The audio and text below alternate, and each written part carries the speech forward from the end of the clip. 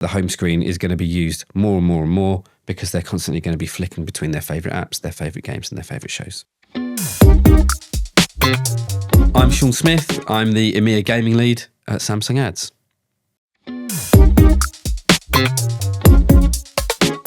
Any kind of media metric, I think. We have these really, really powerful gameplay uplift reports. We can use Samsung ACR to work out people who've been exposed to an ad, people unexposed.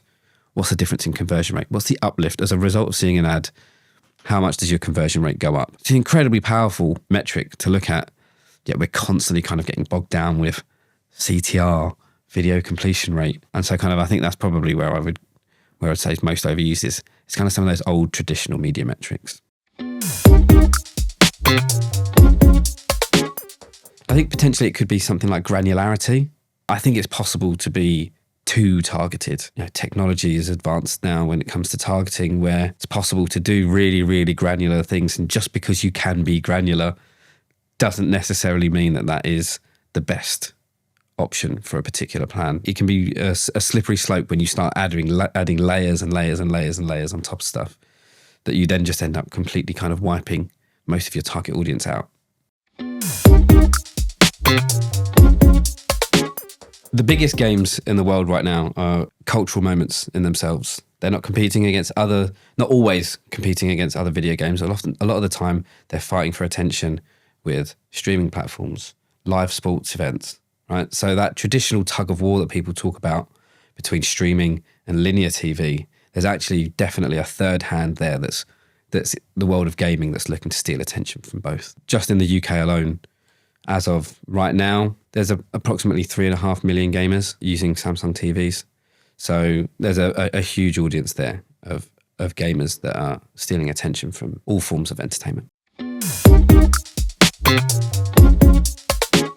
Our home screen in general was kind of purpose-built as a recommendation engine. We're able to understand what people are doing on our TVs. That glass level view gives us tremendous amounts of insight into what people are watching, how they're watching, when they're watching, what they're playing, what their favourite games are, what's the latest game that they played. Being able to use that incredibly powerful data means that the home screen is constantly helping our device owners make decisions of what it is that they want to watch next, what they want to play next, most pertinently in the gaming space.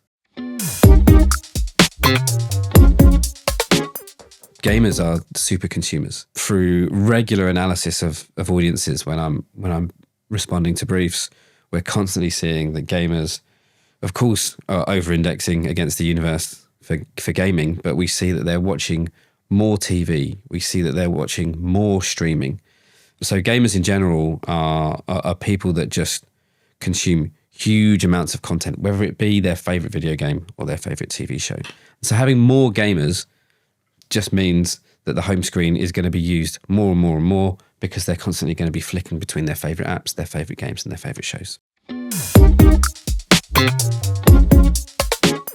All about being that point of interception when people are in a decision-making process. A recent study that we did last year in collaboration with WPP in Germany found that 50% of 18 to 24-year-olds are turning on their TV and they don't actually have a clue of what it is that they're going to do when they turn that on. By being able to deliver a message when people are kind of trying to work out what it is that they want to do next is incredibly powerful in persuading them to either play the latest game or find their new favourite show.